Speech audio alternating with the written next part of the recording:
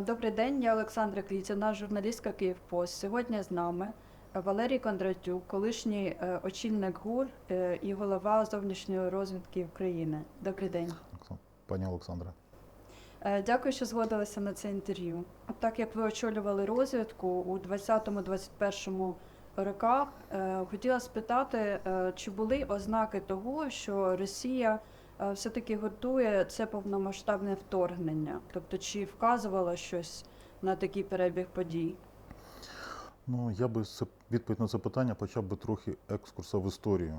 Чому? Тому що після нашого першого Майдану у 2004 році, і коли було продекларовано зовнішньополітичний курс на євроатлантичну інтеграцію, саме тоді вже Путіним була визначена там готовність проведення військової операції проти України, що недопущення такого сценарію. І саме в 2005 році на територію України засилаються там російські агенти, в тому числі такі як Безлер, по всім містам і необхідним, там, де вони вважали важливими. І потім подальша історія, от саме Безлера, я його беру як приклад, який знаходився в місті Горлівка. Він заїхав у 2006 році, уродженець міста Сімферополя. Але він на Персію, тобто Грушник, повертається не до свого рідного міста, де народився, а в місто Горлівка, де стає там ветераном всіх можливих організацій там, і десантників і таке решта. І тобто насправді створює зв'язки, скорумповані зв'язки з очільниками правоохоронних органів, контролює оперативну обстановку, тобто сплячий агент. І коли була визначена... Це в якому році? Це було в 2006-му і в 2014-му, коли Росія дала вказівку тоді команду на захоплення території, ведення гібридної війни, оці всі сплячі ячейки прокидаються. І відповідно тоді ми бачили, що відбувалося там і захоплення міст Слов'янська, Гіркіним, Стрілковим, Безлером, Горлівка, і Козицина, і все таке решта, тобто ведення гібридної війни. І саме з того часу воно і планувалося, і проводилося. Єдине, що мало відстрочку тоді, це те, що до влади поверталися проросійські політики. І тоді Путіну не треба було військовим шляхом досягти своєї мети. Він, по суті, отримав до можливості отримувати свої рішення через них. І саме повернення Януковича до влади дало можливість тоді прийняти, ви знаєте, це ганебні Харківські угоди, продовжити термін перебування Чорноморського флоту, збільшити його чисельність. І, по суті, це створило можливості для вже повномасштабної агресії Росії проти України і захоплення, в першу чергу, захоплення Криму в 2014 році. Тобто Росія не лише готувалася з 2014 року, або там з 21-го, а вона раніше. Але захоплення Криму призвело до стратегічної помилки. Тобто був Крим захоплений, але не враховано постачання води. І саме постача води, те, що Україна перекрила північно-кримським каналом постачання води до Криму, приводило до того, що в Криму назріває, скажімо так, гуманітарна катастрофа. І всі спроби росіян обійти, добувати воду через якісь скважини, робити через морську воду і все таке решта, тобто воно все не мало ніяких успіхів. І водойми, ми тоді постійно спостерігали обсяг води в водоймах Криму, досяг вже критичного рівня 13%. І тобто це був, по суті, останній рік, коли вони могли вижити. Подальшому це їм треба було або просити Україну, або досягати це військовим шляхом. І думаю, що великі сподівання було на, скажімо так, політичний реванш проросійських сил в Україні. І саме партія Медведчука, ОПЗЖ і проросійські телеканали в цьому мали відігравати великий вплив. Але цього не сталося. І відповідно тоді Путін запустив сценарій військової операції, по суті, війни проти України. А в мене таке питання. Якщо було зрозуміло, що Росія почне повномасштабне вторгнення, логічно зрозуміло, да? Чому Україна все-таки виявилася не готовою, коли це стало? Я думаю, що, не можна бути 100% готовою. Чому? Тому що, безумовно, там розглядалися можливі напрямки, найбільш загрозливі. І якщо Путін розглядав можливості перший, другий, вирогідний, кращий, то для нас був, безумовно, тільки один сценарій найгірший, і його розглядалося. І Можливо, знаєте, кажуть, не встигли все зробити так, ну, як треба. Великі сподівання все ж таки залишалися на міжнародно-дипломатичне врегулювання, на міжнародний тиск. Що ці червоні лінії, які Захід там, ну, створював там для Росії, тобто пояснюючи, що це призведе до фатальних, до таких, знаєте, не лише жорстких санкцій, а й наслідків не лише в економіці, але взагалі там на життя там і росіян в багатьох сферах, вони не зупинили Путіна. Ну, нас, по суті ж, американці і публічно навіть попереджали, да, що планується напад. Тобто чому ну, Зеленський, як керівництво нашої країни, ну, не знаю, чи не вірили, чи просто це була така публічна позиція. Тобто, Знаєте, там не лише там інформація, яка надходила від американців, вона також була і безпосередньо в нашому розпорядженні, там, і наскільки я знаю, Кирило Буданов. і головне управління розвідки, він не тільки попереджав, він там, по суті, воєнна розвідка володіла інформацією щодо напрямів, і в тому числі там підготовки головних ударів стратегічних, і це пророблялося. Буде напад. Да, і такі речі, в тому числі, там вони пророблялися ще влітку 21-го року, і це було нам питання розглядалося під час засідання об'єднаного комітету з питань розвідки. От, тому це не була там несподіванкою і все таки решта. Можливо, дії, які відбувалися щодо підготовки там або суспільства, ну не суспільства, Збройних сил України, вони не були публічними. От, і це створило сьогодні, можливо, такий вакуум, знаєте, пояснень. І чому? Тому що люди не бачили це і не чули. От, можливо, там оце і сьогодні створило ну, от таку, знаєте, невпевненість, що начебто не було недостатньо зусиль докладено до підготовки. А чому тоді Росія так швидко захопила от Київську область? Да? Чому вони так швидко просунулися? І Херсонську, Херсон? Ну, я хочу сказати, це вже була стратегія Збройних сил України, вибрана для того, щоб пропускати великі колони, які рухались в напрямку ну, по всій території України, але головні зусилля зосередити на недопущення взяття Києва. І саме в Києві було зосередження та необхідна чисельність угруповання для того, щоб зупинити цей наступ і перемолоти ударні ті, ну скажімо так, сили, які висувалися для захоплення Києва. А колони, які в цей час, ви знаєте, йшли там і по Харкову, і по там, Сумській області, там, і зі Сходу України, вони просто знищувалися нашою авіацією, всіма можливостями, тому вони, ви знаєте, найбільші втрати росіяни отримали саме в перші дні війни. Чому? Тому що вони не очікували, що після завдання перших ударів, ракетних ударів по території України, що українська система протиповітряної оборони буде встоїть і залишиться, скажімо так, спроможною збивати літаки, і тобто давати можливості нашим літакам, штурмовикам завдавати удари по цим колонам. Зрозуміло. Скажіть, ну, я ще хотіла спитати про роль Медведчука. Тобто він очолював російську мережу тут агентів в Україні. Чи був ще хтось, можливо? Ну, я не думаю, що Медведчук очолював російську мережу агентів, він очолював проросійські сили. От. А агенти це ті, які безпосередньо збирають інформацію щодо, скажімо так, наших там можливостей, військові, там, військово-промислові галузі там, і таке решта. Але Медведчук, саме ці агенти працювали на просування цих проросійських сил, створення їм можливості приходу до влади. І я так думаю, що безумовно велика чисельність саме оцих от людей, вони, які підтримували Росію, сподівалися на її повернення, вони саме були, безумовно, з кола цих проросійських партій. А найбільша чисельність, безумовно, людей попадала, знаєте, кажуть, шляхом маніпуляцій, це залежність від російської там, і пропаганди з окупованих територій. І якщо ви пригадаєте початок бойових дій 24 лютого, скільки було там відміток для наведення, скажімо так, високоточної зброї, і маячків, і все таке решта.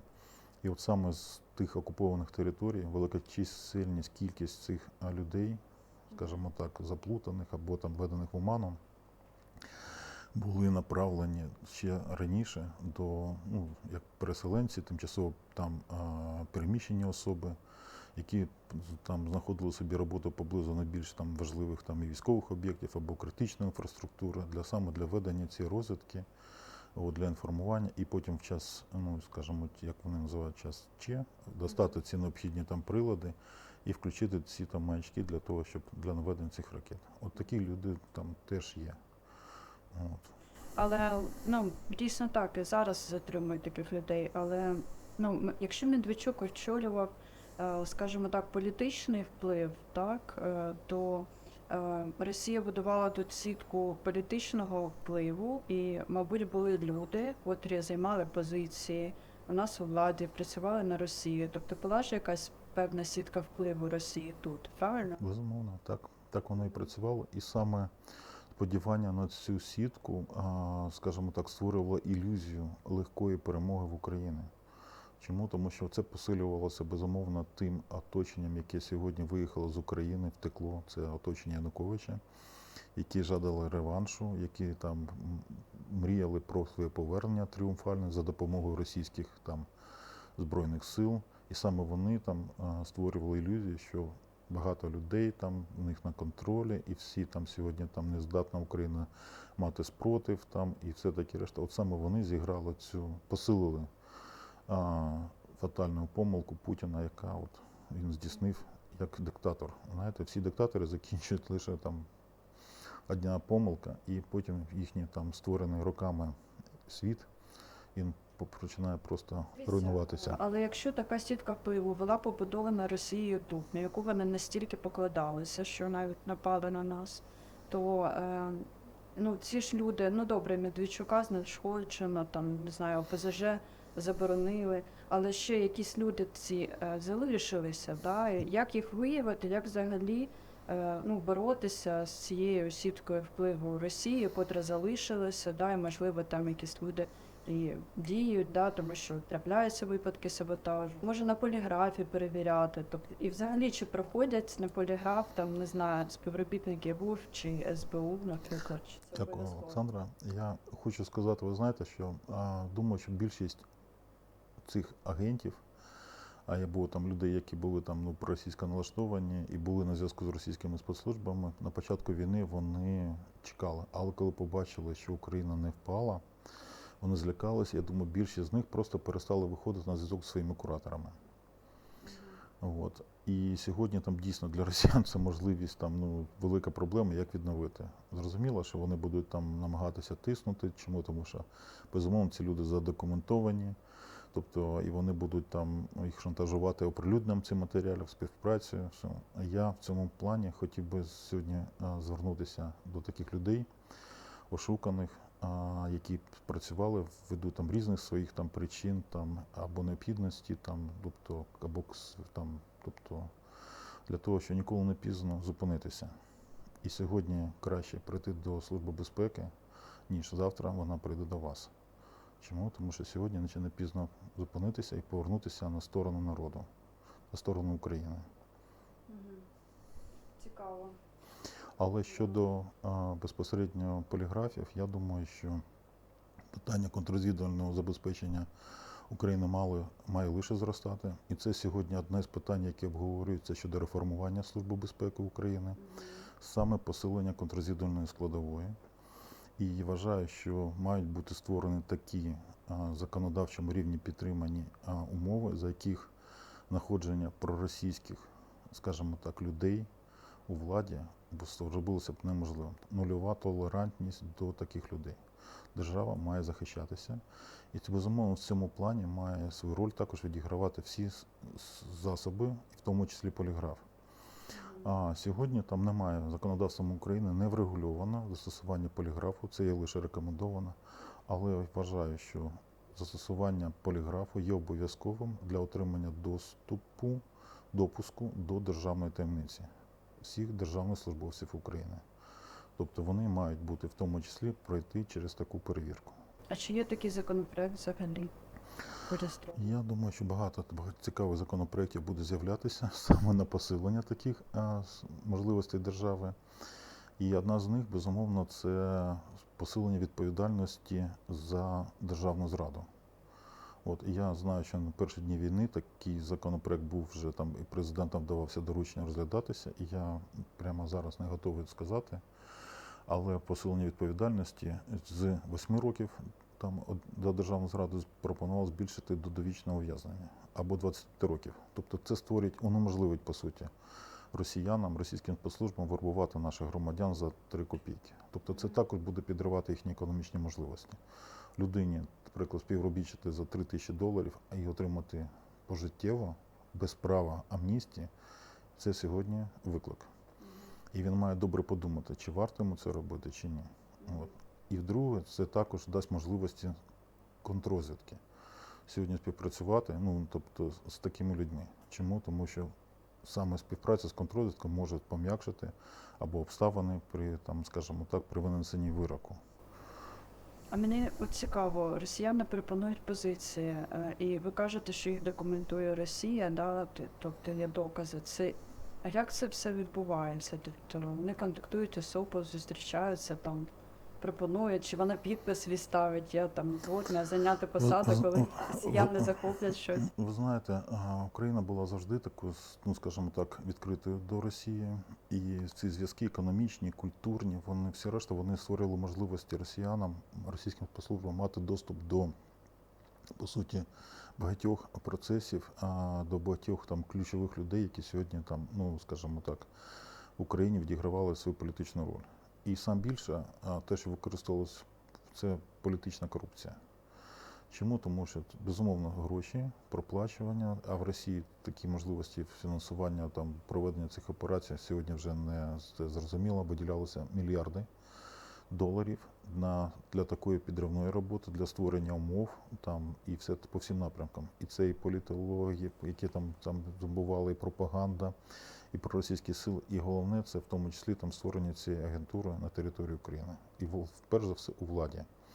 Я так думаю, що багато ще з тих часів там залишилося. Тобто це не питання, насправді, там російської агентури у владі з 4-го року, після першого Майдану, там, або з 14-го року, там, або за часів Януковича, коли воно найбільше там настало.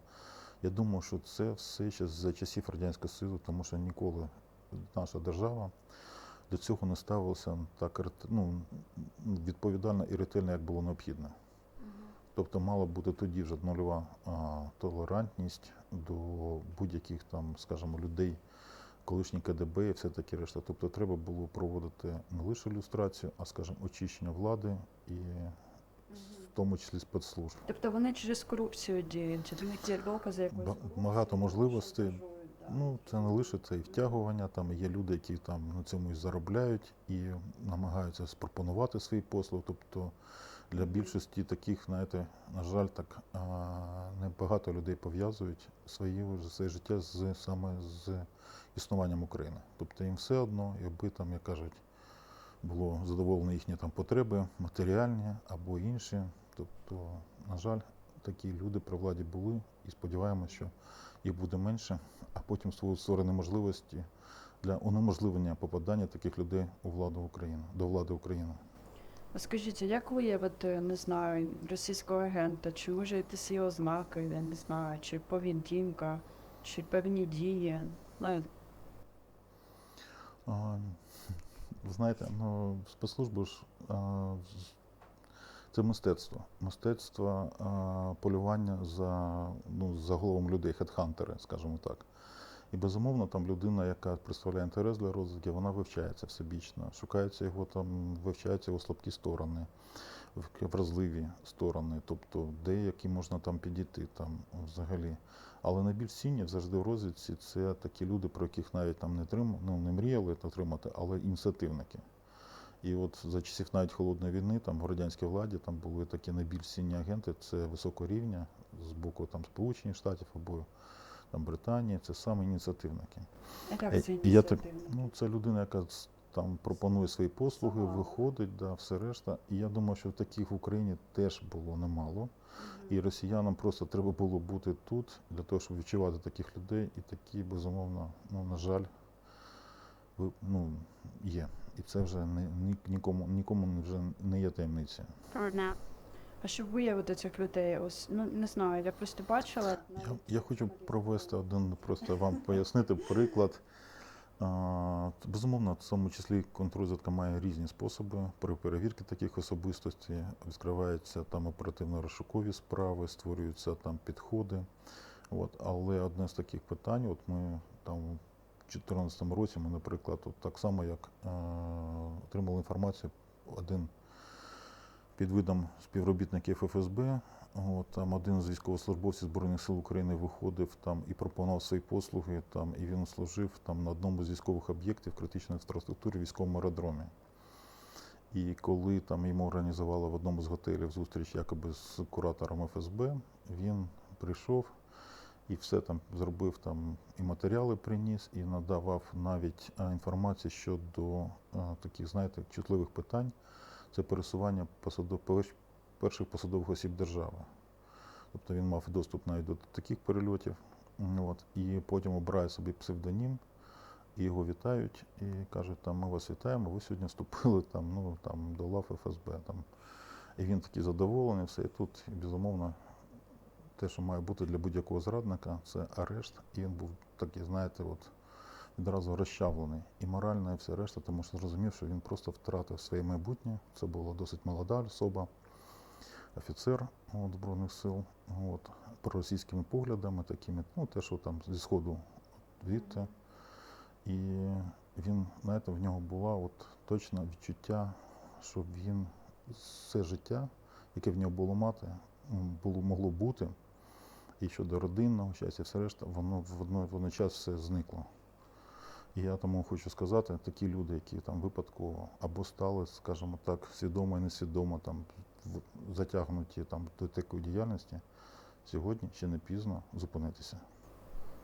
Ось ми говорили про Медведчука, як російські спецслужби діють в Україні, а як вони діють за кордоном? Ви знаєте, в цьому плані, хочу сказати, безумовно, велику роль відіграє сьогодні їхні можливості впливати на політичні процеси в країнах Заходу. Тобто підривати їхні цінності, їхні демократії, створювати постійні якісь, знаєте, ситуації, при яких суспільство розривається. І якщо весь світ, наприклад, комп'ютерні злочини боровся проти проникнення, взлому, отримання інформації, то росіяни пішли першими, пішли набагато далі, використовуючи соціальні мережі. Тобто вони використовували через соціальні мережі вже за допомогою комп'ютерів вплив, розповсюджували на західні країни. Для цього вже не потрібно було купляти телебачення, радіостанції, видання газети, для того, щоб створювати такий вплив. Для цього було просто, вони вже зрозуміли, мати можливості використовувати соціальні мережі. Один з прикладів проведення виборів в Сполучених Штатах. Було взламано, скажімо так, електронні акаунти одного з кандидатів, і вся інформація, яка була негативною, або може була використана, або подана в такому негативному сенсі, вона оброблялася і далі розкидувалася саме за допомогою цих фабрик тролів, які, кстати, до речі, створював саме Пригожин, по різним групам, соціальним групам в Сполучених Штатах. І, наприклад, однієї групи, яка була пов'язана з темношкірим населенням, вони подавали під таким кутом. Для іншої, якоїсь іншої, під третім кутом. І один з прикладів, я зараз не пам'ятаю, можливо, це було в місті Філадельфія, коли в соціальних мережах з'явилася інформація, що темношкірий хлопець був затриманий поліцейськими, і до нього було таке застосовані певні тортури, і відразу темношкіре населення, йдемо їх звільняти, йдемо протестувати. І тоді пастор місцевої церкви, він каже, я такого не знаю. І він починав, а які прізвища, які все решта. І далі, коли подивилися, звідки було ці повідомлення надходило, вони за допомогою, зрозуміло, VPN-ів переадресовувалися, але саме було Санкт-Петербургу, де спочатку знаходилася фабрика тролів Пригожина, Путіна. І саме за допомогою цих вони підтримували суспільну думку, створювали певні фейки, розганяли. Тобто вони спершу почали втручатися в виборчі процеси не лише в Західній Європі, а взагалі в тих країнах, які для них вважалися необхідними для підриву, скажімо так, демократії або просування своїх їм більших зручних кандидатів проросійських. То це Пригожин цим займався? Це в тому числі одна з фабрик тролей, це була фабрика Пригожина. Нічого собі, а скільки людей там могло працювати? А сьогодні там ці там люди, вони всі там, більшості з них вже встановлені і знаходяться в розшуку. От, і саме за втручання в вибори. Угу. Я пам'ятаю той скандал. Це в Америці, правильно? Так, да. Мгм. Зрозуміло. А скажіть, тобто зараз ця активність ведеться Бессон? А Росія ніколи там не зупинялася в своїй там діяльності по підриву західних там демократій, їхніх можливостей. І така робота вона не зупиняється. Так само, як і робота української контррозвідки. Це щоденна кропітка робота по виявленню і знищенню ворога. Хотіла вас спитати щодо MH17, що було збито сепаратистами, да, чи там російськими силами. Скажіть, ну, тобто зараз ідуть суди, тобто є певні рішення. Скажіть, чи була співпраця з судом Гааги, тобто чи були ці рішення, скажімо так, основані на даних наших спецслужб? Так само рішення суду, яке було винесено декілька місяців тому, і визнання там винних, там визнання не тільки винних, а от, скажімо так, підтвердження те, що саме російські, скажімо так, військовослужбовці, і там, скажімо, тоді вони були як проксі, стояли за цим збиттям. І незважаючи на всі фейки Росії, які вона намагалася розповсюджувати щодо України, щодо причетності України і таке решта. І вони навіть, росіяни, тоді сказали, що не можна було Службі безпеки України надати докази світу через 4 години після збиття Боїнгу. І я в цей час просто був на посаді керівника української контррозвідки Департаменту Служби безпеки України.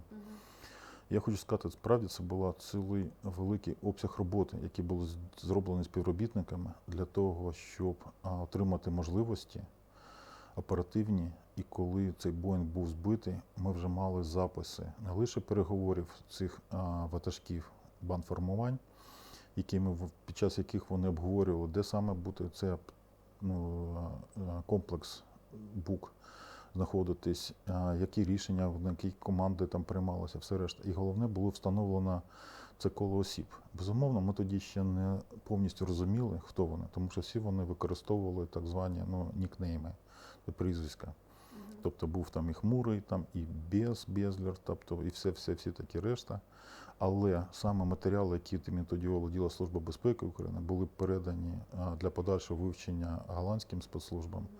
І вже з допомогою міжнародної підтримки було встановлено кожен з виконавців і людей, які безпосередньо були причетні до цього терористичного акту. А скажіть, Буданов сказав, що є сумніви, що Путін є Путін, що це не якийсь там двійник. А що ви думаєте, чи є в Путіна двійники? Це, знаєте, кажуть, людина, яка тривалий час при владі, будь-який там, скажімо, тиран, він намагається постійно вживати додаткових заходів щодо своєї власної безпеки. І для того, щоб унеможливити там проведення будь-яких терористичних актів під час, скажімо так, якихось заходів публічних, як, наприклад, там відвідання там або там зустрічі з кимось, для цієї мети там часто використовуються саме людей, які так називаються двійниками. От і сьогодні там можна сказати, що враховуючи який справжній Путін, його фотографії, де він навіть з міністром оборони зустрічається за великим столом, і різниця або дальність між ним і Шойгу занадто велика, оце є справжній Путін. А там, де він стоїть біля народу, десь на якихось заходах, це вже точно цю роль нагородження і все решта виконують двійники. Для того, щоб унеможливити або зменшити ризики, скажімо так, проведення якихось актів. А те, що його замінили маріонеткою, ймовірно, що все-таки? Я вважаю, що, ви знаєте, саме божевільний Путін сьогодні стоїть за цією війною. І саме він є особисто, скажімо так, відповідальним за те, що сьогодні яка кількість горя і трагедії вже сталося в світі. І не думаю, що він не був такий же божевільний і підтримав би все решта. Навіть був просто людина, якщо вже Путіна нема, там, там підтримувати все це божевілля, це просто жах. І я навіть не бачу нікого з оточення Путіна, хто був би зацікавлений в подальшому в цьому. Моя думка така, що навпаки, сьогодні там всі і близько оточення розуміють, що чим скоріше Путін піде, тим скоріше вони повернуться до свого бізнесу as usual там з країнами світу, як вони вважають, там відновлять там свої там заморожені, там бо там зберегти якихось свої там заощадження. Тобто вони заробили гроші з Путіним, але точно не хочуть з ним все втрачати і тим більше позбавити себе і своїх рідних життя. Тобто Путін втрачає там підтримку? Ну, він, безумовно, це питання, знаєте, воно вже актуально. Якщо ви глянете на протестні настрої в Росії, то за 10 років там останніх росіяни ніколи не виходили ні проти кого. Тобто ані там заради демократії, ані свободи слова, нічого. Але порівняно з білорусами, де така сама ситуація, білоруси найбільш миролюбива нація. І спокійно, але вони вийшли на протести також не за демократичні цінності і не проти Росії під час виборів президента Білорусі. А вони вийшли тому, що втомилися від довготривалого правління однієї людини. І таке саме в Росії. І сьогодні ця мобілізація, хвилі, мобілізації примусової, по суті, як де там людей видьоргують, висмикують, вона, по суті, сьогодні створює і народжує єдиний протестний настрій в суспільстві, в російському суспільстві. І це об'єднує не лише там бізнесменів, але також селян, які живуть там в невеличких селищах там, по всій Росії. І найбільш ефективними є, безумовно, жіночі такі протести, тому що це матері, це доньки, це сестри, рідні, тому тих мобілізованих, які було там примусово відправлено, без екіпірування, без уточнення їхнього медичного стану здоров'я. Тобто людина, яка там 10 років назад проходила службу і сьогоднішня має, наприклад, хронічні хвороби, і цього всього там не було точно, безумовно, він попав на фронт, його живучість там під вогнем артилерії. Багато з них вже залишилися каліками або повернулися в трунах з території України, або навіть там були спалені в крематоріях, або залишилися на полі бою, а близькі отримали повідомлення зник безвісті. Таких багато. І, безумовно, це об'єднує і подальша хвиля мобілізації щодо заявленої там Шойгу змін в російській армії, в організаційній структурі, тобто їм ще збільшення чисельності до 1,5 мільйона буде, їм необхідно проводити ще подальші хвилі мобілізації. І це дійсно буде вже такий, знаєте, ще більше і більше протестний настрій в самій Росії. Добре, дякую вам за це інтерв'ю. Дуже було приємно. Я вам теж дякую. Слава Україні! Героям слава!